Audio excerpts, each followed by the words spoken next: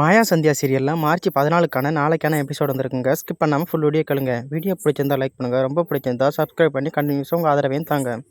Sir வந்து அவங்க அம்மாவை கூப்பிட்றாங்க. அவங்க அம்மா வந்து சொல்கிறாங்க, என்னமோ நடுக்காட்டுக்குள்ளே நீ மட்டும் இருக்கிற மாதிரி கத்துற, உன் பக்கத்தில் 2 பேரும் இருக்காங்கல்ல அப்படின்னு சொல்கிறாங்க. அதுக்கு சாரு சொல்கிறாங்க அவங்க அம்மா கிட்ட, அம்மா உனக்கு விஷயம் தெரியுமா, மாயா வீட்டிலே இல்லை அப்படின்னு. அதை கேட்டுட்டு சாருவோட அம்மா ஷாக்காகிறாங்க. அதுக்கு சாரு சொல்கிறாங்க, ஆமாம்மா அவள் எல்லாரையும் ஏமாற்றிட்டு காலையிலேயே எங்கேயோ கிளம்பி போய்த்தா அப்படின்னு. உடனே சாருவோட அம்மா நேராக மாயாவோட குடிசையை பார்க்குறாங்க. அங்கே போய் பார்த்தா அவங்க இல்லை. உடனே சாருக்கிட்ட வந்து சொல்கிறாங்க, ஆமாம் சாரு, நீ சொன்னது உண்மை தான், மாயா நம்ம எல்லாரையும் ஏமாற்றிட்டு எங்கேயோ போய்த்தா அப்படின்னு.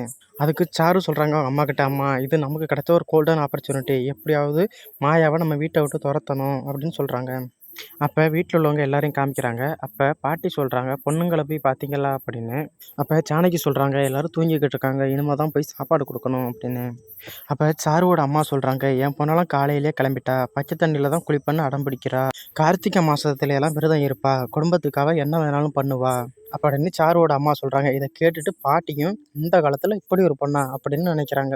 அப்போ சாருவோட அம்மா சொல்கிறாங்க, சம்பிரதாயத்தில் ஏதாவது பிரச்சனை ஆகிட்டுனா என் பொண்ணோட வாழ்க்கைக்கே பிரச்சனை ஆகிடும் அப்படின்னு சொல்கிறாங்க. அதுக்கு ஜானகி சொல்கிறாங்க, இல்லை மாயா நான் சொல்கிறத கேட்டுட்டு சமத்து பொண்ணா இருக்கா அப்படின்னு. அப்போ டக்குன்னு சாருவோட அப்பா வந்து சாருவோட அம்மா வந்து தனியாக கூப்பிடுறாங்க.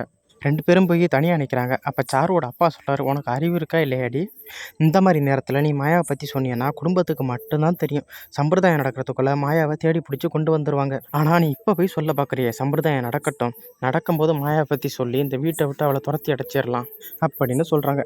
சாருவோட அம்மா சொல்கிறாங்க, நல்ல வேலைங்க, எப்போவே என்னை தடுத்து நிறுத்திட்டீங்க, நல்ல வேலை, நான் உண்மையாகவே உளறி வச்சுருப்பேன்.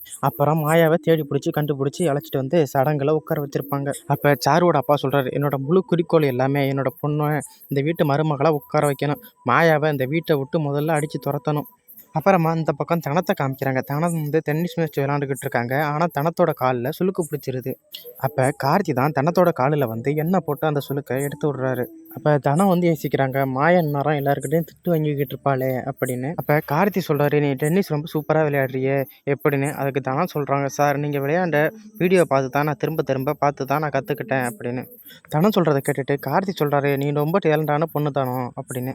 அப்புறமா மாயாவை காமிக்கிறாங்க. மாயா வந்து குடிசையில் தனியாக இருக்காங்க. அதாவது நம்ம தனத்தோட குடிசையில் தான் அவங்க இருக்காங்க. இன்னொரு பக்கம் ஜானகி வந்து ரகுராமுக்கு காஃபி கொண்டாந்து கொடுக்குறாங்க. அந்த காஃபியில் கொஞ்சம் கூட இனிப்பே இல்லை. ரகுராம் சொல்கிறாங்க, என்ன ஜானகி இனிப்பே இல்லாமல் காஃபி கொண்டாந்து கொடுத்துருக்க அப்படின்னு. அதுக்கு ஜானகி சொல்கிறாங்க, சாரிங்க மறந்துட்டேன் அப்படின்னு. அப்போ ரகுராம் சொல்கிறாங்க ஜானகியை பார்த்து, உனக்கு நினப்பு பூரா மாயா மேலே தானே இருக்குது அப்படிங்கிறாங்க. அதுக்கு ஜானகியும் ஆமாங்க அப்படின்னு சொல்கிறாங்க. அதோட எபிசோட முடிக்கிறாங்க. இதாங்க நாளைக்கான எபிசோட். தேங்க்ஸ் ஃபார் வாட்சிங். Bye bye.